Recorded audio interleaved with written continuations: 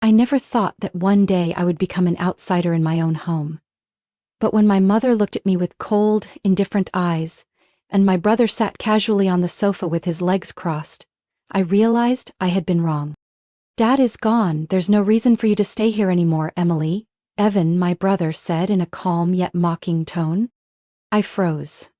This house, the place I had spent so many years in, no longer had a place for me. Ever since my father fell ill, I had put my career on hold to stay home and take care of him. He had end-stage heart failure and his health was deteriorating, with pain tormenting him every day. Meanwhile, my mother left everything to me. She had no interest in caring for a sick person. She preferred going out with friends or watching TV.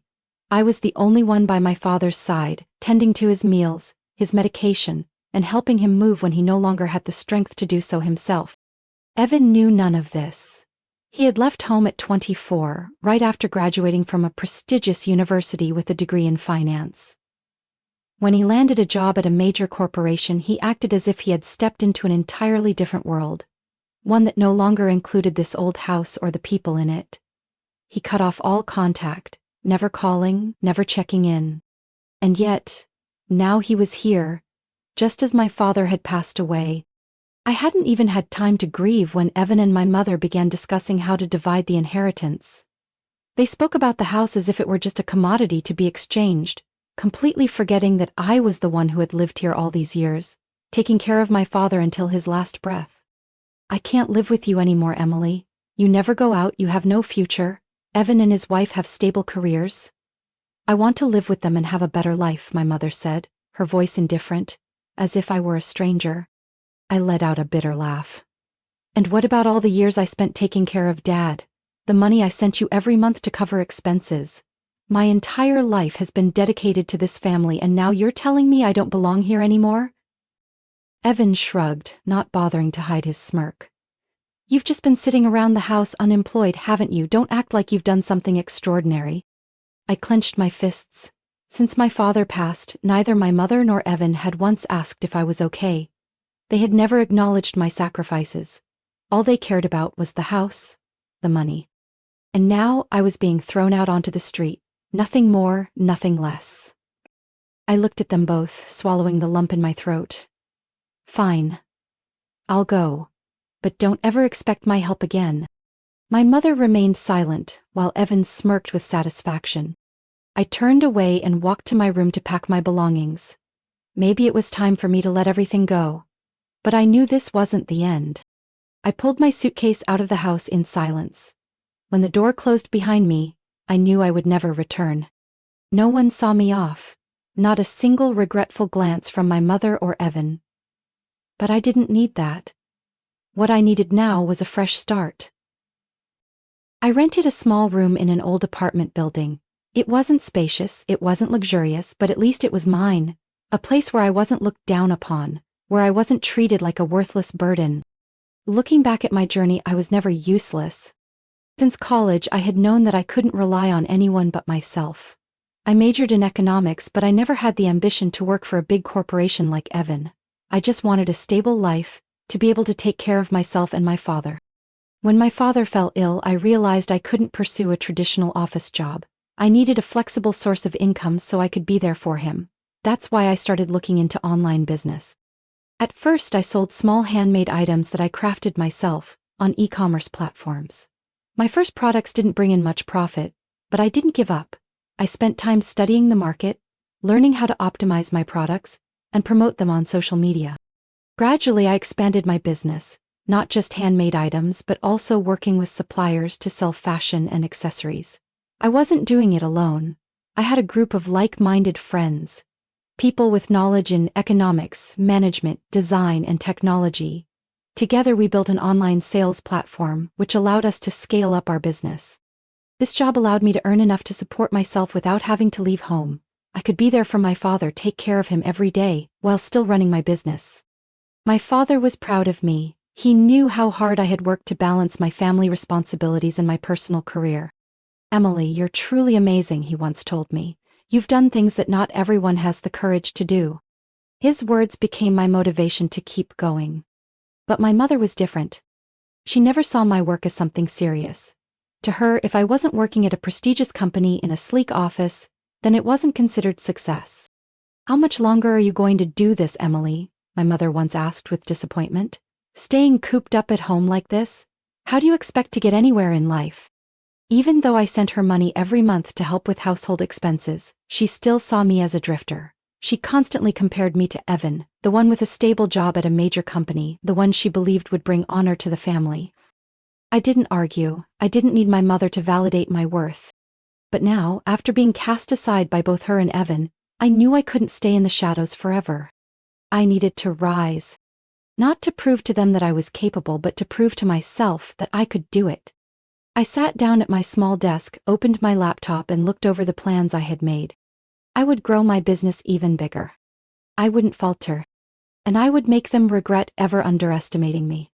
As time passed, I grew accustomed to living on my own. I poured all my time into expanding my online business, seeking new partnerships, and building my own brand. Since leaving my mother's house, I hadn't contacted her or Evan. I had no reason to. They were the ones who severed our relationship. But then, one day, I received an unexpected call. My phone screen lit up with my mother's number. I hesitated for a moment before finally picking up. "Emily, how have you been?" Her voice was unnaturally gentle, as if nothing had ever happened between us. I didn't answer right away. I stayed silent, waiting to hear what she really wanted. "Evan is getting married," she continued, her tone filled with excitement.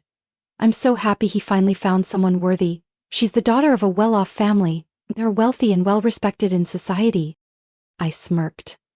My mother was always so proud of Evan, as if he were the greatest treasure in the world. "Well, good for him," I replied flatly. I thought that would be the end of the conversation, but my mother quickly moved on to the real reason for her call. "Evan wants a perfect wedding, and you know a proper wedding costs a lot of money." She paused for a moment before continuing. "I think we should help him. You and I can each contribute a little." I let out a dry laugh. I knew it. "How much do you want me to contribute?" I asked directly. She hesitated briefly, then said, $50,000. My eyes widened. $50,000? "Yes, and I'll come up with another $50,000. That way Evan can have a solid start." I didn't know whether to be angry or amused by how ridiculous this request was. "And where exactly are you getting $50,000 from?" I asked. She hesitated. "I'll borrow some, but you can cover your share, right? Your business is doing so well." A wave of anger surged through me. For years I had taken care of my father, managed all the household expenses, and my mother had never acknowledged it. Yet Evan, the one who abandoned his family for years, was the one she was willing to go all out for, even though he didn't deserve it. "No, I'm not helping," I said firmly. My mother froze. What did you just say? Evan hasn't cared about this family in years. He has a high-paying job, his own life, and now you want me to fund his wedding? Who do you think I am, a bank?" "Emily," my mother's voice sharpened. "Evan is your brother. You have to help him. Family is supposed to support each other." I let out a bitter laugh. "Then why wasn't Evan there when Dad needed help? Why didn't you make him take responsibility when Dad was sick? Or, does family supporting each other only apply to me?" She fell silent, unable to find an answer. I sighed, my voice softer but still firm. "Mom, I've been taken advantage of for long enough. I've helped you and Dad so much over the years, but you never once acknowledged it. So now, find someone else to help you." She snapped, her voice filled with anger. "Emily, you're so selfish. You have money, yet you're being stingy?" I closed my eyes, trying to keep my emotions in check. "Mom, I have money, but I'm not stupid." I hung up. For the first time in my life, I felt truly relieved, as if I had finally spoken the words I had been holding inside for so long. Maybe this was the moment I needed to completely cut ties with them. After that phone call, I never contacted my mother again. I had no interest in Evan or his wedding. I focused on my business, expanding it and seeking new opportunities. But no matter how hard I tried to stay away from my family, fate had a cruel way of pulling me back in. One morning I received a call from the hospital. "Is this Emily Dawson?" A serious voice came from the other end. "We're calling to inform you, your mother brought your father to the hospital in critical condition." I froze, my entire body stiffening. "How is he?" I asked, my voice shaking. There was a brief silence before the voice responded. "We're very sorry. He didn't make it." Time seemed to stop. I gripped my phone tightly, but everything else faded into the background. Somehow, I made it to the hospital. When I walked into the hospital room, my mother was sitting in a chair, scrolling through her phone as if it were just another ordinary day. She glanced up at me when I entered. "Oh, you're here too." I turned to look at the man lying motionless on the hospital bed. My father, the one who had loved me, who had always encouraged me through the hardest times. And now he was gone forever. The pain swelled in my chest, but I refused to let myself cry. I looked at my mother, trying to stay calm. "Were you here with Dad when he passed?" I asked. She absent-mindedly glanced at her phone screen and sighed. "No, I got here after the hospital called. By the time I arrived, it was too late." I felt my heart tighten. "Where were you when he needed you the most?" She shrugged. "I had plans to have lunch with friends. I didn't expect things to happen so quickly." I stood there, staring at the woman in front of me, a woman completely devoid of emotion, without grief, without remorse.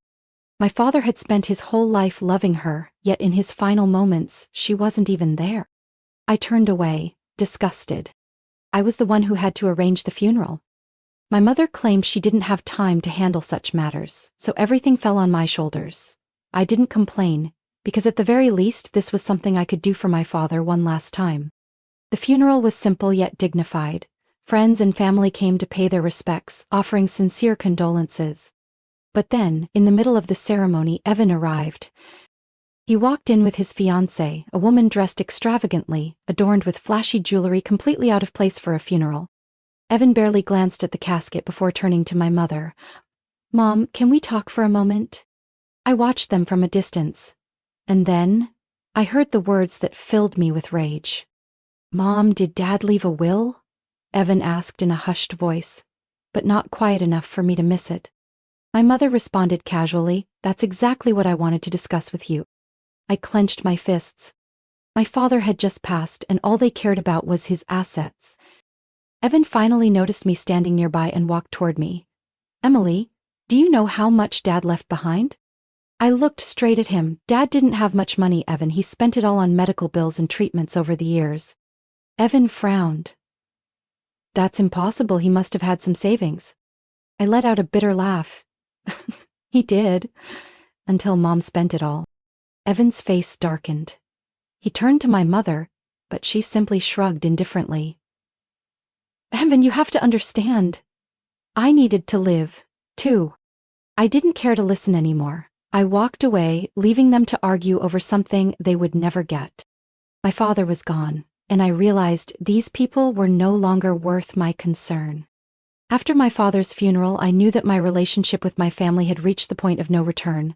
There was nothing left to say to my mother or Evan. They weren't grieving, they weren't mourning, they only cared about my father's assets. But they had no idea about the truth I had kept hidden all this time. They believed the house still belonged to my father and that after his passing it would automatically be theirs. But they were wrong. My father knew exactly what kind of people my mother and Evan were.